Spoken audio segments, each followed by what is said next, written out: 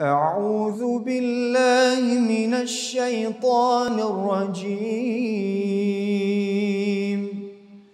بسم الله الرحمن الرحيم.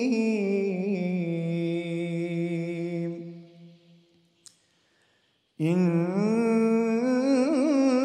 الله يأمر بالعدل والإحسان وإيتاء ذي القربى وينهى عن الفحشاء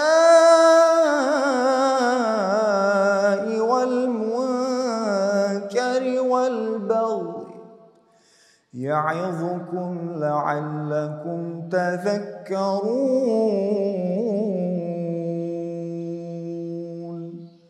صدق الله العظيم.